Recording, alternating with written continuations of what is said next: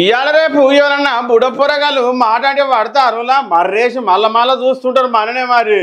గాసవంటిది ఇగో ఈ పెద్ద పెద్ద పని చేసే అమాలి అన్నలను ఆయనతో అమాలంటే ఎట్లుండాలా మళ్ళీ 50 బస్తాలు వేసుకొని అనాహ మాత్రం ఉరుకుతుంటారు అనుకో 50 కిలోల బస్తా కానీ క్వింటల్ బస్తా వేసుకొని కూడా బుర్రను ఉరుకుతుంటారు వాళ్ళు కష్టపడే కార్మికులు గాళ్ళను పట్టుకొని మన పోలీస్ అన్న ఫ్రెండ్లీ పోలీస్ అన్న ఎంత మాట అన్నాడు అంటే అదే మాట మరి వాళ్ళనంటే ఎట్లుంటుంది ఇక చూడుర్రి ఇది ఏమన్నా ఏం కథను ఒకసారి చూసేద్దాం పర్రి రైట్ అమాలి కార్మికులను అనరాని మాట అన్నారని ఇక చూసినవా ఏ తీరుగా ధర్నా చేస్తుర్రో పోలీసు వాళ్ళు ఎట్లుండాలి ఫ్రెండ్లీ పోలీసు వాళ్ళు అంటే మంచిగా ఉండాలి మరి గిట్లనేనా ఏమో పెద్ద మాటే అన్నాడట మరి అదే మాట వాళ్ళంటే ఎట్లుంటుంది సారు మహబూబాద్ జిల్లా నర్సింహపేట మండలంలోని ఐపీఐసి కేంద్రం మహబూబాద్ జిల్లా నర్సింహులపేట మండల కేంద్రంలోని పిఏసిఎస్ కేంద్రం వద్ద